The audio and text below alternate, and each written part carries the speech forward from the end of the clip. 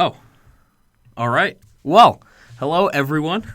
Hi. little bit of a surprise start. We're live. Use to chat for now until we know for sure. Oh, yeah, Okay. yeah. Okay. All right. Well, if we're rolling, hopefully you are not seeing anything. The curtain is already being lifted up a little bit. We can only hope. Because this is our first show. We're so just starting. excited. When we'll actually start talking about what we have on the docket for today. But in the meantime, Gianna, how are you doing? I'm doing great. How are you? I'm so excited. Very I'm pumped good. for this. This is really weird because I don't know if this is being aired right now. I don't think so yet. But we can only pretend that we're on air right now. Yeah, but for sure. But we have a whole ton to talk about today. In the 10 minutes that we usually have. So those of you, all four of you that I'm seeing on the show right now, you guys might know us from our other kind of endeavor with KU Radio, All Things Sports. That's our weekly. We usually go about an hour and a half every Friday. And we're live. All right. Welcome. Hello. Again. Welcome to Short Sports. We have a TV show. Welcome, everyone. This is Short Sports. This is a brand new product through View from the U. I am Zach Janis. I'm joined alongside Gianna. Hello. My wonderful, Good to be here. My wonderful co-host. So basically, what we wanted to do with this show was offer another way to talk about Utah sports. The University of Utah is chock full of sports and things and athletes. That there's thousands of athletes all the time. Yes. There's hundreds on this campus, and everyone's up to their own thing. And basically, we wanted to take time and highlight that. So as opposed to our radio show, All Things Sports, which again you probably have seen us on before. This show is going to be a lot more based on sports just at the University of Utah. We're going to go in depth on the smaller sports offered by the university. So we have a ton of stuff on like your swimming and diving, your golf, your lacrosse, your tennis. But obviously we will touch on all the major sports. We do have stuff to talk about with men's basketball as well. But for those of you who don't know who we are, I'm Zach Janis. I'm the host. This was my idea. It's actually really cool kind of seeing everything happen. Everything put together, come to life. Yeah, it's been months in the making. I had the idea for this show about this time last year. I sent a message to the wonderful Lexi, who's the mysterious figure behind the scenes doing a lot of our dirty work essentially for us. And she loved the idea, but View from the U was just getting started, and so she said maybe later once we have our footing, and later has come, and you're watching All Things Sports. Yeah, Short Sports. I just did it. We're doing Short Sports now. All Things Sports Radio. Short Sports going to be a 10 to 15 minute presentation here on camera of, like you just said, Zach, all things Utah athletics specifically, instead of going into professional sports like we usually do on our radio show. So yes, but again, some of you know who we are, some of you don't. So who are we? I'm Zach Janis. We're going to have a rotating group of hosts just to kind of get everyone familiar. But this is the crew for today. I'm Zach Janis. I am a fourth-year student at the University of Utah. I'm journalism. I've written for the Daily Utah Chronicle. I started All Things Sports over the summer last year. And I write for KU's official blog as a sports blog writer, so I really get around with Utah sports and professional sports in general. I'm from Los Angeles. I'm a big Dodgers, Lakers, 49ers fan. Me too, Zach. Yeah, Me too. Kings 49ers. Too. They're kind of terrible right now, but at least I remembered them. Gianna, tell us about yourself. Yeah, of course. I'm a junior here at the University of Utah. I'm studying journalism, just like Zach. I was a sports writer for the Daily Utah Chronicle my freshman year. And sophomore year, I was working alongside Utah Athletics, and I was a live streaming intern there where I did some sideline interviews and working cameras during the game for mostly soccer and softball games. And now I'm alongside you doing All Things Sports and Short Sports. So here we are. I'm so excited to be able to do this finally. We need a sport. How many times are we going to say sports in this show? Oh man! So we're all excited. We got the whole crew of people behind the camera right now. And they again, none of this happens without them. But so everyone in this room is excited to get started. So what we're going to talk about today, we have a bunch of stuff. What we're going to do is we're going to go Thursday to Thursday. So next week at the same time, probably closer to 2:30, but at the same time every Thursday at 2:30, you can catch us here on the Facebook live stream and the YouTube live stream. That will be our up-to-date kind of news update, and then you can catch it if you missed it. Hopefully we will have a cut and edited video on YouTube, yeah, or on Facebook, any real social media. We're thinking about going to Instagram TV as well, where you can catch it after the fact. Yes. So if you can't catch us live, we understand 2:30 in the afternoon is kind of a weird time to turn your live streaming on, especially if you're at work or things like that. Work, class, yeah. But you can catch us in 5 or 6 different places after the fact. So don't worry if you can't tune in, you're not missing one bit. So what we have today, we have some men's and women's swimming and diving to talk about. There's 2 events over the weekend. Men's basketball and women's basketball both had 2 games since last Thursday that we will get to. Lacrosse played their second game of the season. Saw going women's basketball, like we just said. Gianna will get into that a little bit later on. We have some men's tennis to talk about, and then maybe some ski if we have time, and then we want to touch on the gymnastics meet that happened last Saturday. So let's get into it. Gianna, why don't you lead us off? We have some swimming to talk about. Yeah. Let's dive right in. Yeah, no pun intended there. So Utah women's dive at the Air Force Invitational, Emma Richella finished second place. Very impressive. Her top score moved her into the 3rd all-time scorer in Utah history. And then in the men's section, Luke McDivitt won the men's with a score of 357.95. And Lizzie DeSecco, she had 230.15 points, taking 3rd overall. So very good weekend overall for them, for Utah women and men in the diving. So yeah. Zach, what the heck has been going on with Utah men's basketball here? Yeah, it's interesting. Watch your swimming and diving. It's more fun than it's more fun than you think it is. Yeah, really. So men's basketball had 2 games over the weekend. They had one on the 6th and the 8th. The Running Utes were coming off of a 2-game losing streak. They went 0-2 in their California road trip.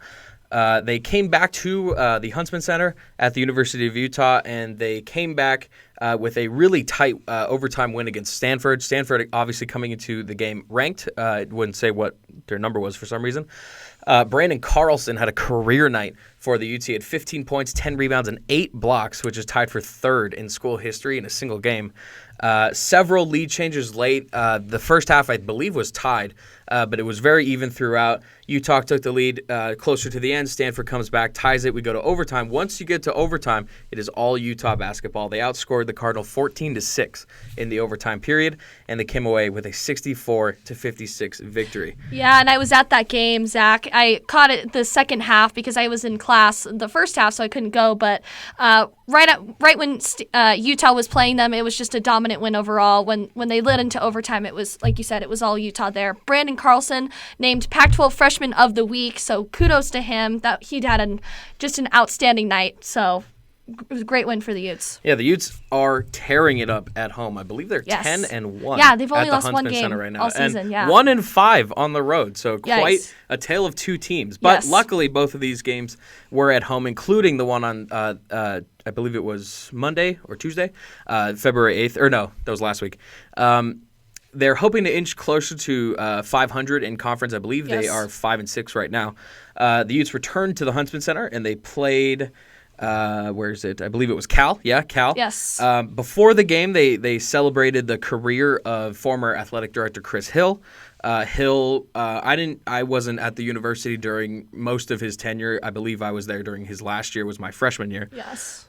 So I didn't really get to see a lot of the things that he did on the program, but obviously his effects will be felt for years on end. That's what a really good athletic director does. I believe he got a banner in the Huntsman Center that got raised up before the game.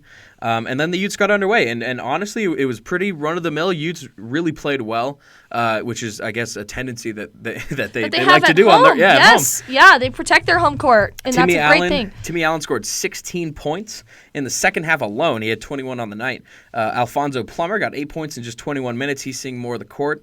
Jackson Brenchley, who's new to the team, also saw 30 minutes of playing time, which is his second highest of the season. And Utah was able to come away with a win. I believe it was a double-digit lead when the Yep. game ended. Pretty run of the mill. Utah, I believe, is comfortably over 500 right now. But obviously they're going to look to keep it that way. They're winners of their last 2, but 2-2 in their last 4. They go on the road February 13th. Today they play at Oregon State in just a few hours, and then over the weekend on Sunday they play number 17 Oregon. Both of those games on the road. A pretty tough matchup for a team that is 1-5. Yeah, absolutely. You can only hope that they can keep that streak going there. I mean, they do so well playing at home, but obviously you have to keep that up on the road as well. So it's going to be some great matchups there. Yes. All right. So moving on, we have a lacrosse game to talk about. Lacrosse came into the weekend. It's their second season of Division I play and their second game of the season. Unfortunately, it was a 16-11 loss to Lehigh. I believe Lehigh is ranked among the top programs in the country. Utah Lacrosse has done a really good job of scheduling tough opponents. They played a couple of top 5 teams last year. Mac Costin, the freshman, scored his first career hat trick in this one. Penalty trouble. Coach Brian Holman talked about after the game. Penalty trouble was really what cost the Utes in the second half, especially. He talked about bad turnover ratio. Colin Burke, one of the lone exceptions to the game. To the performance, he had 2 goals and 3 assists. He led the entire field with 5 points on the day. Coach Holman, after the game, spoke about needing to play cleaner in order to keep up with the country's top teams, like I said. So, lacrosse 1-1 heading into another couple of weekend games. Gianna, we have a ton of softball to talk about. Oh, yes, we do. Utah softball, they were 5-0 at the Kajikawa Classic. Their first game of the season, they beat ranked 14th Northwestern. They beat them 3-2. What was the most impressive for me, what stood out, the freshman Mary Beth Feldman. She pitched 5 1/3 innings, struck out 5 batters, and she outshined last year's National Freshman of the Year Danielle Williams. So an outstanding outing for her, especially for her first game as a Ute. And then they play Western Michigan. They destroy them 12-2. It was all Utah from the very beginning. Utah scores 8 runs just in the third inning alone. And then February 8th, they play Portland State they shut them out 4-0. Cindy Sanders recorded 16 groundouts, had a great outing for her there. And then softball continues. They continue to win. They beat Kansas 4-1, and they never trailed. They had a solo shot by Brianna Castaneda, a 2-run homer by Alyssa Barrera. Cindy Sanders picks up her 3rd win here on the season, and then they beat Seattle by a score of 6-3. Utah scored once in the bottom of the 3rd, but then they erupted for 5 runs in the bottom of the 5th inning, and they never looked back. Cindy Sanders picked up her season, so Sanders is really on a roll there. Yeah, The softball team last year, they had some struggles with their pitching rotation, just different teams just scoring a bunch off of them, but hopefully, this season they can really, it sounds like they've been getting it together. Sydney Sanders has been pretty standout. Obviously, she pitched a couple of games in this tournament and won won both of them, excuse me. Successful tournament for them for softball. We should just move on to women's basketball here. They beat Washington 74-65. They never trailed. Brianna Maxwell highlighted the game, 16 points, 7 rebounds, and 2 assists there. And then February 9th, Utes, they beat Washington State 78-66. They went on a 22-2 run, despite them going down 4-0 in the first quarter there. And in the final quarter, Wazoo outscored Utah 29-14, but that just wasn't enough for the Cougars to outshine the Utes. So they held Wazoo to just 37% and forcing 12 turnovers. They went on an 8-0. I did want to touch on the gymnastics meet that occurred over the weekend. Gymnastics win their 7th straight meet, topping number 12th ranked Cal, 197.550 to 197.325. So a real nail biter there.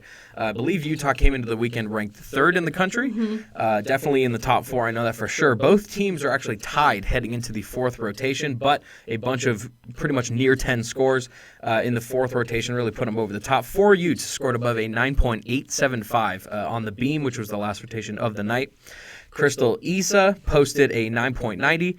Abby Paulson and Adrienne Randall both posted 9.95 routines, which is, just give them the 10. And the Utes really just put it out of reach in the 4th rotation. The 49.625 beam performance was just .025. So what is that? A quarter of a percentage, or a quarter of whatever that is. Can't get any closer than I don't know that. math. I mean, my goodness. Yeah. Really, really close. They just fell short of matching the program's all-time high score on the beam. So just some great performances. The Red Rocks have scored better on 3 routines, bars, beams, and floor in every meet this season, which is crazy. They've just if been you think about where they are so in the consistently. country. Yeah, it's so not, consistently there's dominant. no underdogs going Yeah. on. This team is one of the top in the country, and they just keep getting better every week. So we have to wrap up here today.